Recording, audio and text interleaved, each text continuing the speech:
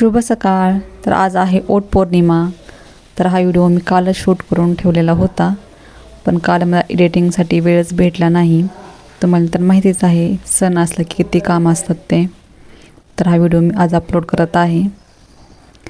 तर आज सण आहे, तर त्यासाठी मी ते गॅसची पूजा करून घेतलेली आहे. सण असला की लक्षात येत, असं रोज नाही लक्षात येत घाई गडबडीच्या वेळेस, पण आज सण असला ना मी आवर्जून गॅसची पूजा करत असते.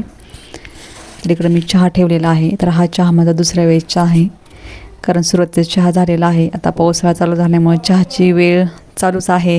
ज्यावेळेस घ्यावासा वाटेल त्यावेळेस चहा चालूच असतो आता पावसाळ्यामध्ये. तर आता इकडं दूध तापवायला ठेवते आणि आज मी एकटीच आहे स्वयंपाकासाठी. तर आत्या काही कारणांमुळे गावाकडे गेलेल्या आहेत, पण त्या गावाकडे जाण्याअगोदर स्वतःने थोडीशी तयारी माझ्यासाठी करून ठेवलेली आहे. पुरण शिजवून वाटून वगैरे ठेवलेलं आहे आणि मेन म्हणजे त्या ओढाची पूजासुद्धा करून गेलेल्या आहेत. तर त्यांची आज ओढाची पूजा 6 वाजताच झालेली आहे. तर त्यांना काही कारणांमुळे गावाकडे जावं लागलेलं आहे. तर इथं माझा मस्त असा चहा झालेला आहे आणि मी स्वयंपाकाची तयारी करायला घेते.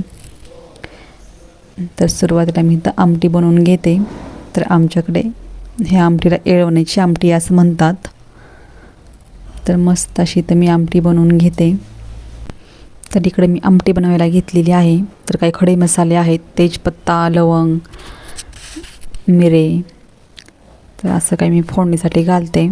तर इकडे येळवणची आमटी म्हणजे येळवणचे जे आहे पाणी, तर ते मी गरम करायला ठेवलेलं आहे आणि अलीकडल्या गॅसवरती कढईमध्ये मी आमटीला फोडणी देते. तर कढईमध्ये 2 ते 3 चमचे तेल घालून घेते.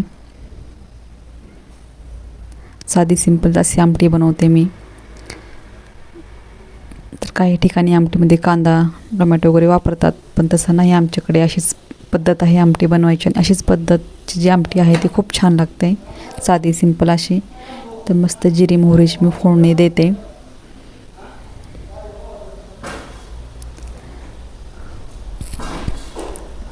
तर फ्रेश अशी ताजी कोथिंबीर आहे.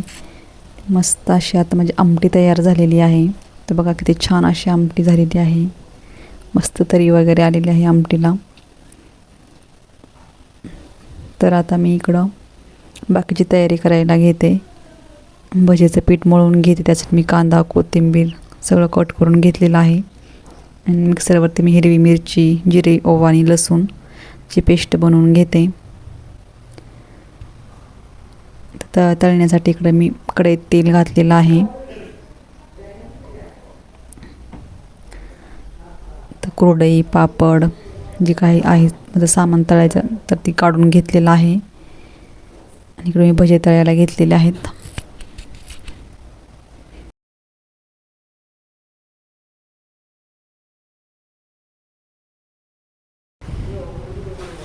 तर बघा इकडं माझी आमटी तर खूप छान झालेली आहे, पण त्यात एक गोष्ट टाकायची राहिली, तो म्हणजे कढीपत्ता विसरला. तर मस्त तव्यामध्ये मी आता 2 चमचे तेल घालून छान अशी कढीपत्त्याची फोडणी टाकते आमटीवरती.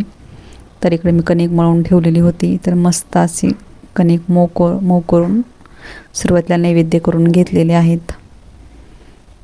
तर म्हणजे नैवेद्य पण तयार झालेले आहेत. तर गरमागरम पोळ्या बनवायला घेते.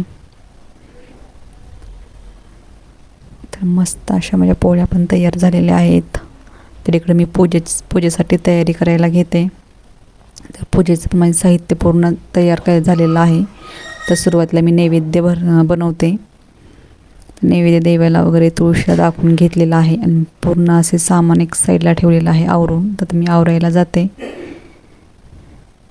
तर बघा असा मी साधा सिंपल असा मेकअप केलेला आहे. मला काही जास्त मेकअप जमत नाही, त्यात साधा सिंपल असा मेकअप केलेला आहे. वडाची पूजा वगैरे केली.